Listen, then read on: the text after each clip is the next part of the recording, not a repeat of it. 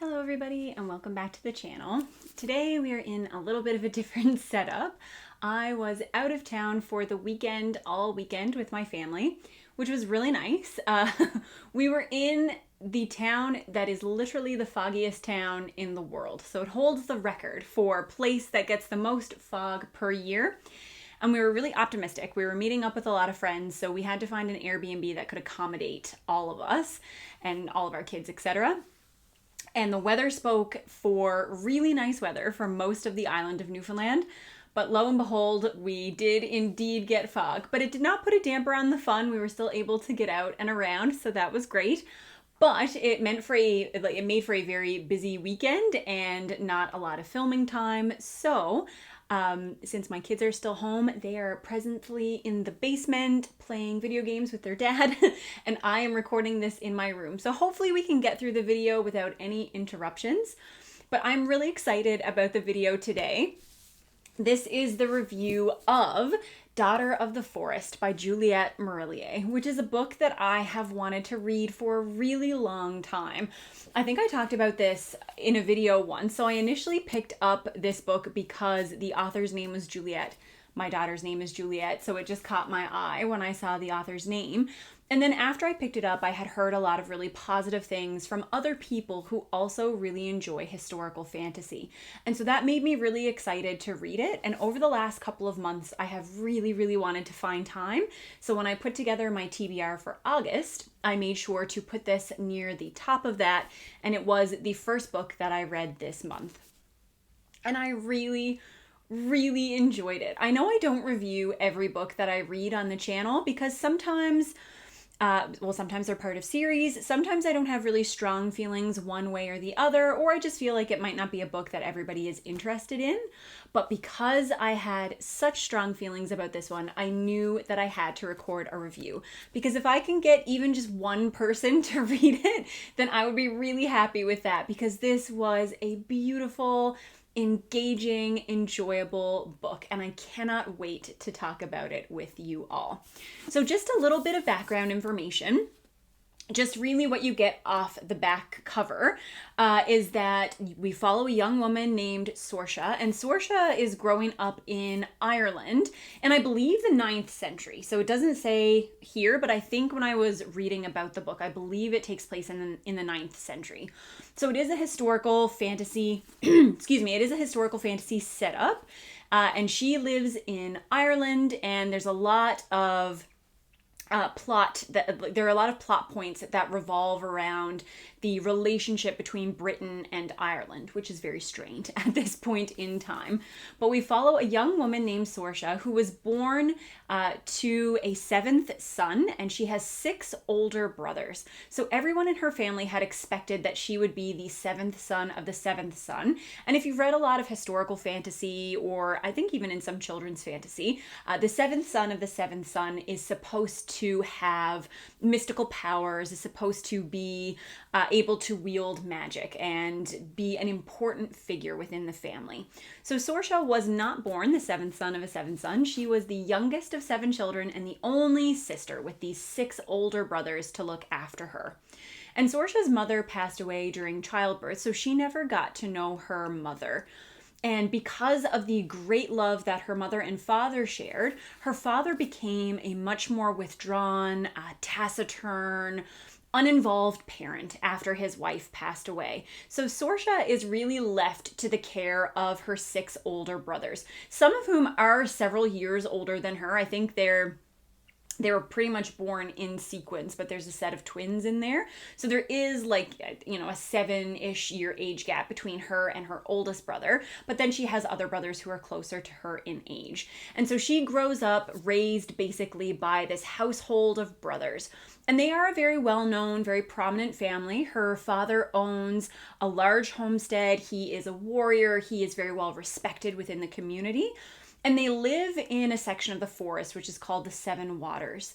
And the forest has mystical powers, and it is looked on as a very sacred, very important place from the people who live around them in the countryside. So this is a very important position to hold.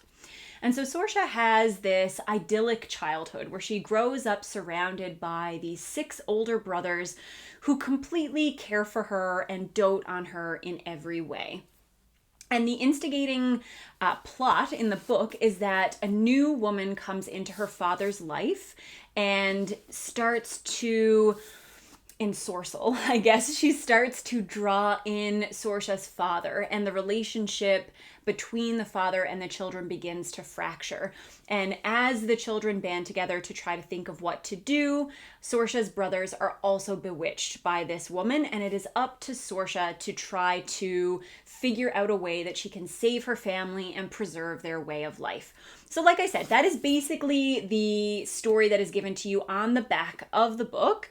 And all I will say beyond that, because I didn't know a whole lot going into this book, but it is a retelling of the story of, I think it's called The Story of the Six Swans. Again, it doesn't say that on the back either, but it is basically based off a folk tale, a well-known fairy tale. And that is the setup that you get. So for me, there were a lot of things that were instantly appealing about Daughter of the Forest. I have talked about this before on the channel, but I am a really big fan of historical fantasy.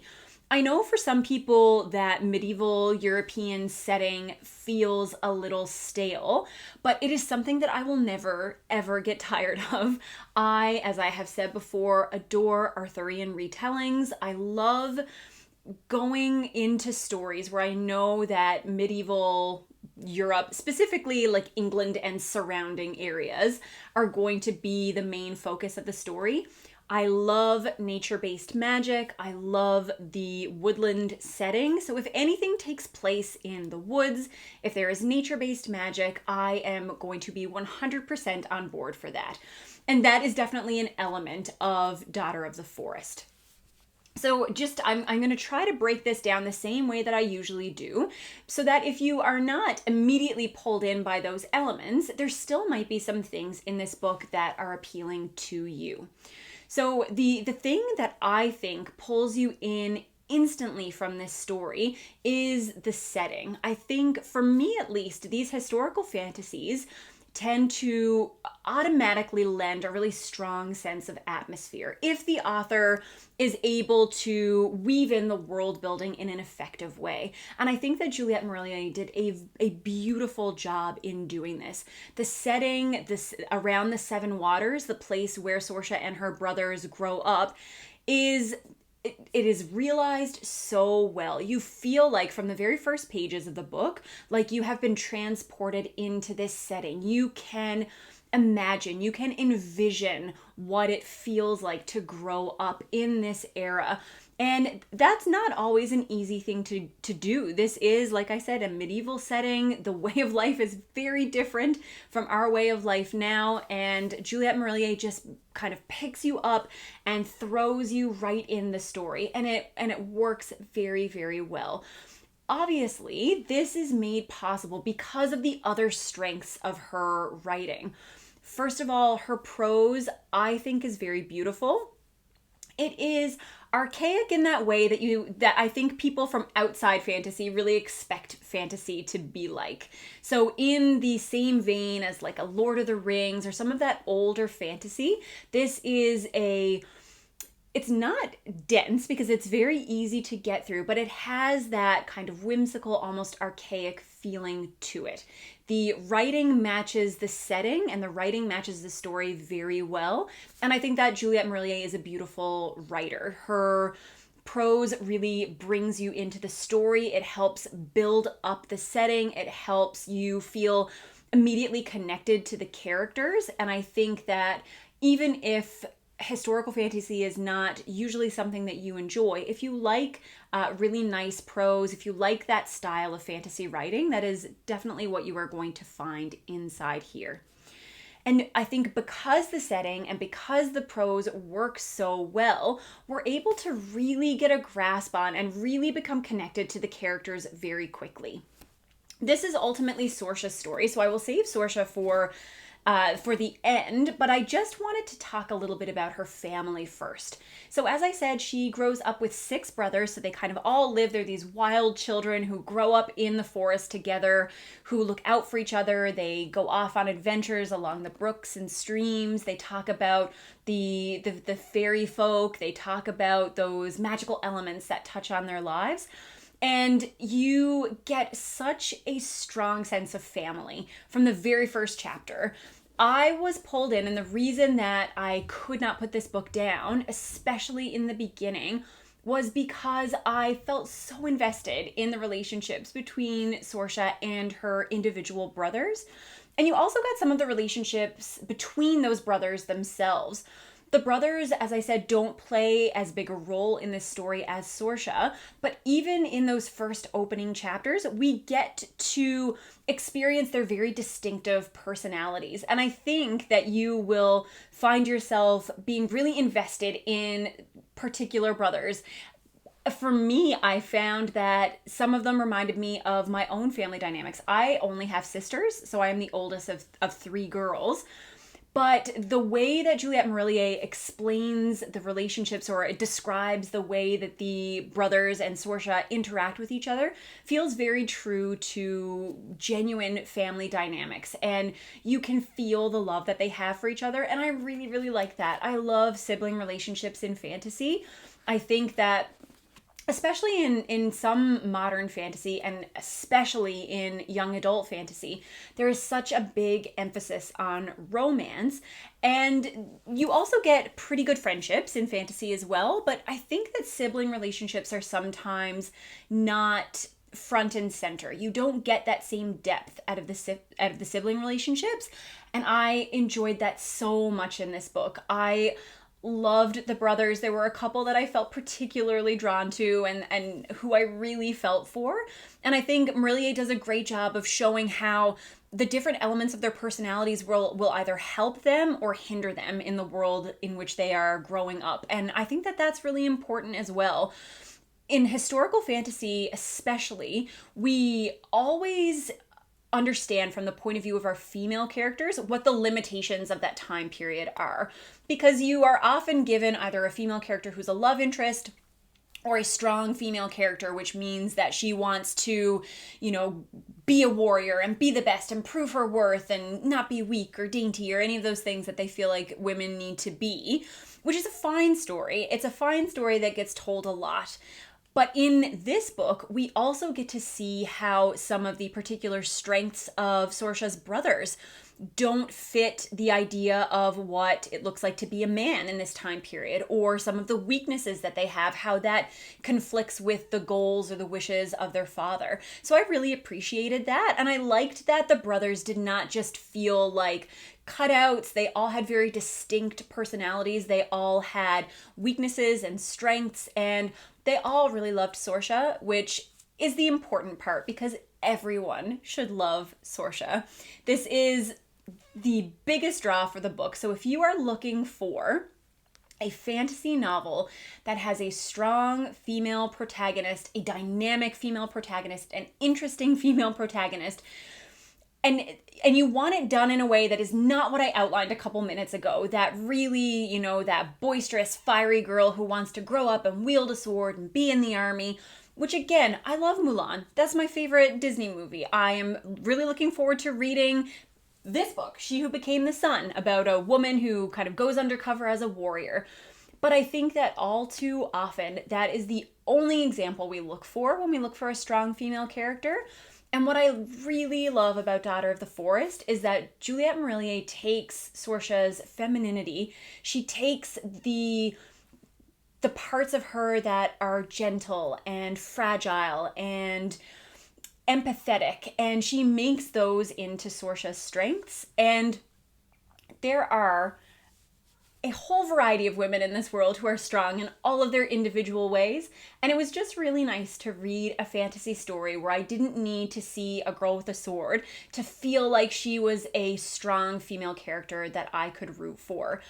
If you could make it through this book and not admire Saoirse's perseverance, her strength of will, the depth of the love that she has for her family, I don't know what book you read, because she is one of the strongest characters that I have ever read about, and it had nothing to do with physical strength. It had nothing to do with her place in the world. It just had to do with how much she loves her family.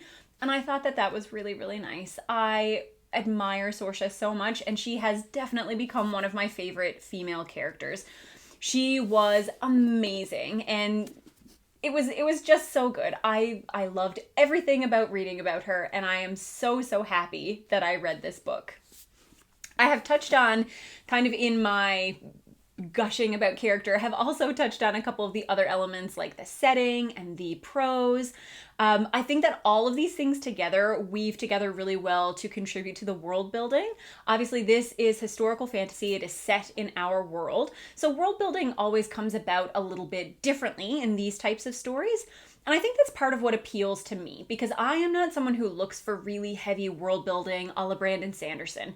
I know a lot of people really like that, and I can appreciate that people like that. It takes so much imagination, so much creativity to build your own world, to construct your own world from the ground up.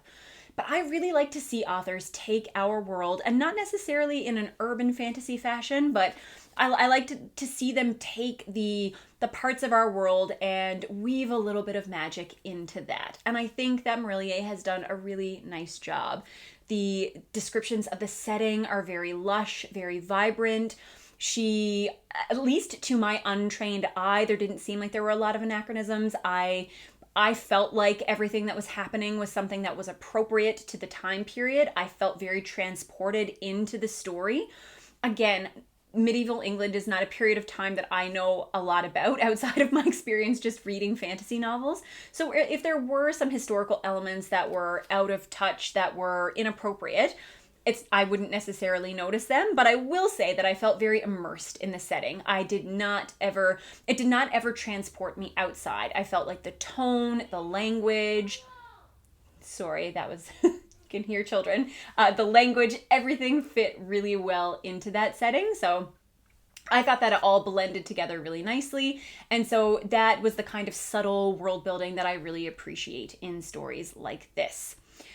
Overall, I just want to touch on the setup for the story. So this is the first book in a trilogy, which is called the Seven Waters Trilogy, but it could 100% be read as a standalone. So if you were interested in reading it and you thought, like, I don't have enough time on my TBR to put in a whole trilogy, I don't want to get invested in a story that I only kind of like and then feel like I have to continue on, this definitely has a contained story. The arc from this book, the overarching plot, goes from beginning to end. It is 100% contained, boxed up. There are kind of background elements that will extend out into the trilogy, and I'm sure that very small plot threads or very small character threads will continue to carry over in the rest of the trilogy. But you could definitely read this book and feel satisfied with it as a standalone fantasy. So if you have not read a lot of historical fantasy, if you want to see that this is for you, then you could most definitely pick this up and you could read this as a standalone. I really want to continue because I liked this book a lot. I really loved Marillier's writing. I am really looking forward to reading more of it, but I would not feel like I needed anything else from this book if, for example, I wasn't able to get to the rest of the trilogy for a while. So I think that if you are looking for something, if you just want to give it a try, if you don't have a lot of room on your TBR, you should sneak this in even as a standalone because it was so good. The one thing that might turn off some readers is that this definitely does have a strong undercurrent of romance. The story is Saoirse's story. It has to do with the setup that I outlined before. But the little tagline on the front even says, "Love is the strongest magic of all." So love, familial love, romantic love are both a big part of this story. And there is a romance kind of there's kind of the undertones of romance. It is definitely not the main focus of the story, but if you enjoy romance, then I think you'll really like the romance that's depicted in here. If you're not a big romance fan, it is certainly not entirely romance heavy. It's just that romance does play a part in the plot. So if you are completely anti any romance at all, then probably don't pick it up, but it is certainly not a focus. There are not a lot of romantic scenes or things of that type. If that's what makes you feel uncomfortable, it's just relationships between characters, and there are various types here. There are really strong friendships, there are beautiful family relationships, and then there is also an element of romance. So that does exist within the book. I think that, like everything else in this book, it's very subtle, and with that subtlety and simplicity comes the beauty. If you can't tell, I just really, really enjoyed it. So there is some romance in here. If you don't like that, then you might want to give it a skip. But I really, really enjoyed it. Like anything else that I'm going to say over and above this will just be effusive praise. So I'm trying to think of things that I didn't like. For me, there was really nothing that I didn't enjoy. Things that other people might not like I said, there is a romantic element. So if that is not to your taste, then you potentially won't like it.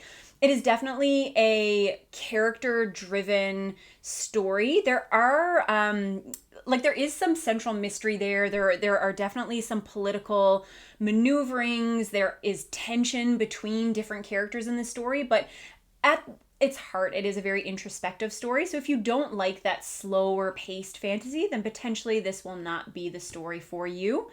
But if you enjoy fairy tale retellings, this felt magical and familiar without ever feeling redundant or overdone. If you like historical fantasy, this had beautiful writing and a very vibrant setting. And if you enjoy character-focused novels, then I really genuinely think that you cannot get a female heroine that is easier to root for than SOR-KA. So I will leave it to you to judge your own tastes and see what you enjoy, but this is, I feel like it might even be my favorite book of the year so far. I'm not sure. I would have to think on it. I've read some really great books this year, but this is a top contender. It was so good. I had such a great time reading it. And if you have read it, then please let me know if you enjoyed it. If you didn't like it, then please let me know why, because I like to reflect on those things, and it will make me a better reviewer for the future to understand what it was that turned people off or what they didn't enjoy about the book. If you now feel like you're going to pick it up, then please let me know that as well, because I would love to know that there's at least one person on the internet that I have convinced to read this story. But that is it for today. I'm not going to go into a spoiler section on this book because I don't feel like it will be a particularly popular one to talk about. But if you would like to talk about it with me, then feel free to hop into Discord. I had a great conversation with a couple of people who had already read it, and that made the experience all the richer for me. I would love to chat with you about Daughter of the Forest or any other fantasy books that you are interested in talking about. And I will see you with another video soon. Bye!